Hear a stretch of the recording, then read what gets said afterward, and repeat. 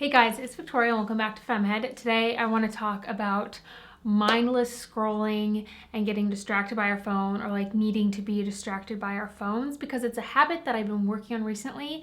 So I want to share a few books that I've read or a documentary I watched, I guess, and then just some of the changes that I've made to my consciousness surrounding this habit, as well as like what's on my phone and all that good stuff. First off, The Social Dilemma, I highly recommend that one.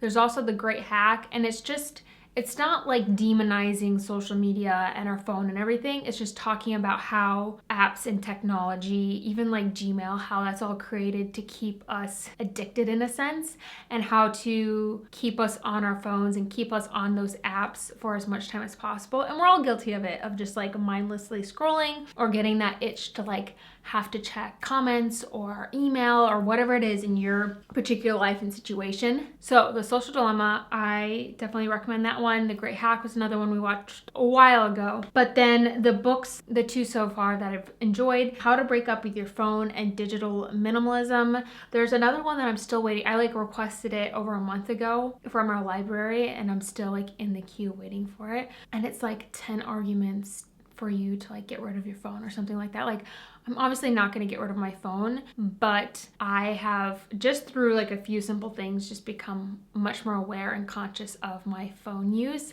And it also, just because I'm aware of it now, I get these moments of like clarity of like, Victoria, get off your phone, or like, Victoria, like, is this the best use of your time? I've been replacing mindless time wasters with things that are actually helpful and beneficial to my life. So those are the two documentaries and two books that I recommend that I've watched. There's plenty of them out there, but I definitely recommend reading about it, because just reading about it, you're like, yeah, got a problem, something needs to change. The biggest thing I can recommend is just becoming more conscious of your phone use and creating sacred times or spaces where you're not allowed to use your phone. So I've set up kind of parameters in my own life, and the two times that I don't touch my phone are first thing in the morning and last thing at night. So first thing in the morning is when I do my morning routine.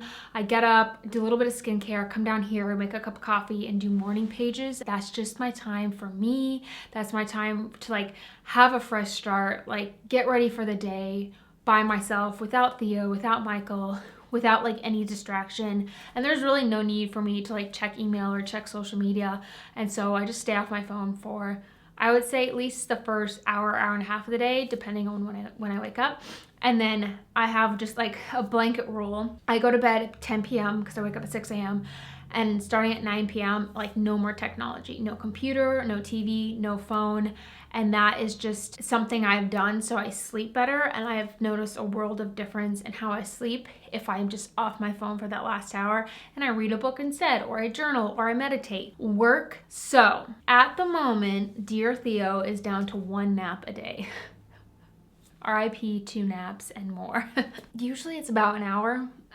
Sometimes it stretches into like an hour 20, hour 40. If I hit that 2-hour mark, glorious, like that is the best thing ever. I'm really working on getting him to like 2.5 hour nap. That would be perfect. So anyways, my work time, his nap time, is very sacred and special to me, because that is the only time I get work done, unless I squeeze in a little bit before he wakes up, or a little bit like after he goes down, or at the end of the day when Michael's home and can take care of him. And the same with the beginning of the day when Michael's home before he goes to work. Any messages, any Snapchats can wait. The only time I'll get on my phone is if I'm like posting something for work, which I did at like the beginning of a snap today. I just posted something to my story, and then I put my phone down and I was done. I'm trying to be much more conscious of how much I'm on my phone when I'm with Theo. And obviously I'm with Theo a lot. And so it's not realistic to like never be on my phone, because I need social connection, and that I get that through like texting and Snapchatting people. And like I'll also like check social media and stuff, but I try not to just mindlessly scroll through social media when I'm with him, because I don't know, I just don't think that's something healthy for him to see. And then I stay off completely if I get the like rare chance to actually face-to-face socially interact with someone. So I go on a walk with one of my best friends once a week, and like neither of us touch our phones. And then if like anyone's come over here to like socially distance hang out in a backyard, or we're like hang out with someone, I just like am not on my phone, because that social interaction is so precious to me. And I just think it's rude to like be on your phone when you're around other people. Obviously, if like someone calls me or something like that, I'll answer, but I try not to like check my email when I'm with someone. Is that crying? Speak of the devil, he's awake. Like I said, that was about an hour and 10-minute nap. But anyways, we're gonna try to get through this real quick. Keep an eye on your phone usage. Figure out, depending on what your phone is. For iPhones, which a lot of people have, you can like, here's your screen, you can scroll to the right, and it will show you like you've spent 27 minutes on Instagram, 21 minutes on Snapchat, 13 minutes in messages, 10 minutes in your photos. Like, you can see how much time you're spending in each place. Another thing I learned is you can set up parental controls for apps that you have an issue with.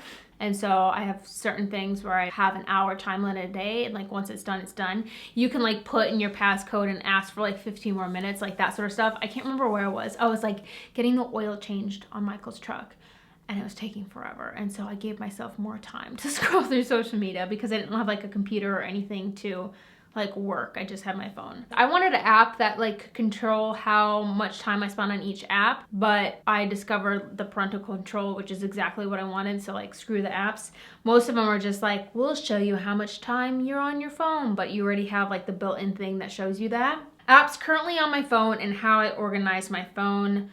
I'll like screenshot film this and try to like put it up here. The first thing is the bottom bar. That's where you have like your phone, your text message, like all, can't remember what comes in there standard, but I took that all out and I have a camera. So I put like my most used, most positive ones towards like the top corner.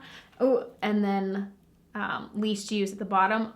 Put your things in folders. Michael has like folders, and then he has things like randomly put on, and it just bugs me. It's just like, arrange them into folders. My folders are productivity, photography, social, travel, entertainment, shopping, personal, home, utilities, health, and then phone junk, like the random stuff you can't delete. So anyways, in my productivity category, I have Google Drive, Google Calendar, Google Keep, and Gmail. I had Gmail, I think, in my like bottom bar, but then I was like, you don't need it down there. You don't really need to be checking your email, but I don't want to take it off because there are instances where I don't have my computer that I need to like pull up an email. So I keep it on there. And then Google Drive, just like an organizational thing. Like, I'm using Google Drive right now to like read my video notes. Google Calendar is what I use for like calendar. And then Google Keep is like my note keeping system that I use. Photography, I used to have like a couple other things, but I deleted them. I have Photos, Visco, I think that's how you pronounce it. And then Google Photos. I have all of my photos automatically go into Google Photos for storage, so I don't lose anything of like Theo.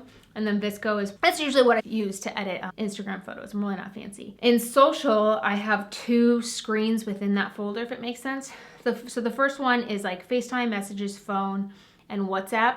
We use WhatsApp to talk to our friends in England. And then Snapchat, I Snapchat my sister and my friend Kim every single day. Like, that is my social interaction. And then on the next page, I have Instagram, TikTok, and Zoom. I use Zoom for like podcast interviews or like work calls. And then Instagram, I would say like, oh, I use that for work, so I can't get rid of it. But like, let's be honest, I'm not very consistent with posting for FemmeHead, so I use it for my like personal use. And then the same with TikTok. I would delete TikTok off my phone, but it has recently been banned here in the US, so I don't know what the current situation is that. But I was like, I'm not deleting TikTok from my phone, like, you can't take it away from me. But that's the one that I have a time limit on, because like, I enjoy TikTok, but also it's one of those, because of how it's designed, you mindlessly scroll through it, so I have to have a timer on that one. And then I deleted Twitter, Pinterest, Facebook. I really want to delete Facebook altogether, but I just haven't. But I do not like Facebook. And then Instagram, I went through and I deleted a bunch of like accounts that I follow from both my personal and like my work one, because I was just like, doesn't do anything for me. And then in the travel one, I have Google Maps, All Trails, Translate, and VRBO. I just want to say VBRO. VRBO. And that's where I normally would have like Airbnb, any of the airline apps, but we're not flying right now. We're not going to try right now. We did stay in one VRBO in this last trip, and so that's why I have it on here. But you know what? I'm not gonna be staying anywhere there soon, so I can remove this app. And I could probably delete all trails too. You can re-add it in when you're going on the trip, but I don't need it there right now. Under entertainment, I have podcasts, Pandora, Libby, which is like my library's digital like book and audiobook thing, Spotify books, which I don't need, so I can delete that. Look at me, deleting stuff. Delete books. And then I have Safari and YouTube. I did delete YouTube for a while, but then I realized like, no, I actually like having YouTube on my phone. I added it back on, and then Pandora and Spotify are both music, but I probably use Pandora more than I use Spotify on my phone. Shopping, I have Amazon, Target, Venmo, Walmart, and ThredUp. Amazon, I order a lot of stuff off of Amazon. Target, I don't really order that much stuff off of, but I do occasionally, so I keep it on there. Venmo, I never really use, but it's like that rare thing. Walmart is where we do our grocery pickup right now. We're not going into stores, so that's what I do it through. And then ThredUp, a secondhand clothing store that I've never bought from, but I have it on here because I want to buy some stuff. Under personal, I have Kendara, Glow Baby, The Wonder Weeks, LV Trainer, and Foreo. Kendara is the app I use to chart my cycle. Glow Baby is the one that I use to like track all of Theo's like sleeps, poops, eats, all that stuff. I don't use it anymore, but I'll use it again when we have another kid. Wonder Weeks, it's a book, it's an app sort of thing. LV Trainer is like the pelvic floor trainer like device I have. And the same with Foreo is like a skincare device. Home, we have a Nest system, we have Ring system, and then I also have Weather. Weather doesn't necessarily belong in there, but that's where I have it. Utilities is like the things on your phone that you don't necessarily use, like Measure, Clock, App, Calculator, Magnifier, Find My, Notes, and Voice Memos. I use the Clock one for like timers, the Calculator, and the Notes one. And sometimes I use the Voice Memos for like videos and voiceovers and that sort of stuff. Health, I have Fitness and Watch. I never use the fitness thing. I just have it on there. The watch, I need to like update my Apple Watch, but I haven't gotten around to it. I have MyChart, which is like our hospital healthcare provider app, checking in on appointments and that sort of stuff for Theo and I. And then I have Headspace, which is the meditation app I use. And then Phone Junk is health settings, shortcuts, contacts. But those are just like random stuff that I have. And that is all I have on my phone. Anyways, Buddy Boy is awake, so I've got to finish up this video, but I just want to make this video to talk you through and encourage you to just be more conscious about your phone use, because I have noticed such a positive effect of replacing not bad habits, but like unnecessary time sucks with something that is like positive and nourishing and beneficial to myself. Like, and this is just one other little piece in the puzzle of like a healthy, positive lifestyle. Thank you so much for watching. I hope you enjoyed today's video. If you guys have any like tips or tricks or thoughts about phone usage and social media usage, comment those down below. I'd love to hear from you. Anyways, I'm gonna go get Buddy Boy and carry on with our day. Bye.